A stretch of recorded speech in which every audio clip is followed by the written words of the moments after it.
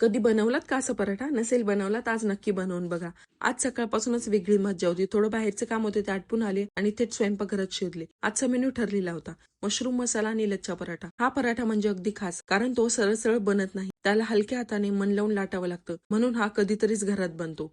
मी काय केलं, चपातीसाठी एक गोळा घेतला, अगदी थोडा लाटला, वरून छान तुपाचा थर लावला, मग चपातीच्या मध्यातून एक कट मारून घेतला आणि समोसाला फोल्ड करतो तसा रोल करत गेले. या छोट्याशा प्रक्रियेत एक वेगळीच मज्जा आहे. म्हणून तुम्ही हा व्हिडिओ सेव्ह करून ठेवा, म्हणजे तुम्हाला बनवताना बघता येईल. मग पुन्हा अगदी हलक्या हाताने लाटलं, मीडियम फ्लेमवर खरपूस भाजायला ठेवला. जसं जसं भाजायला लागले तसं तसं त्याचे सुंदर लेयर्स आपोआप वेगळे होऊ लागले आणि शेवटी गरम गरम पराठ्यावर तूप लावून जसं मोडलं तसं खरे लच्छे डोळ्यांना दिसू लागले. खूपच सुंदर. मग पराठ्यासोबत मसालेदार मशरूम मसाला खाल्ला. वा, मशरूम मसाल्याची टेस्ट तर अजूनही छान झाली. दुपारी थोडा आराम केला आणि मग सगळेच निघालो थेट गणपती विसर्जन बघायला. आणि खरंच सांगते, तिकडे जी वाईब असते ती काही वेगळीच असते. ढोल पथकांचा गजर, सगळ्यांचा उत्साह, प्रत्येकाच्या चेहऱ्यावर चमक, सगळंच भन्नाट. आणि हो, गर्दी मात्र खूप होती. माझ्यासोबत इशू बसल्यामुळे आम्ही मुद्दाम गर्दी टाळली आणि थोडं कमी लोक असतील अशा जागा निवडल्या. त्यामुळे एन्जॉय करता आला आणि त्रासही कमी झाला. विसर्जनच्या दिवशी खरंच सगळ्यांचं मन जरा वेगळंच असतं, म्हणून गर्दी जास्त असते. त्यात काही वेगळाच चार्म असतो. आम्ही कसा एन्जॉय केला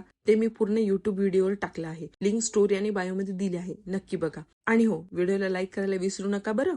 उद्या पुन्हा भेटूया. बाय.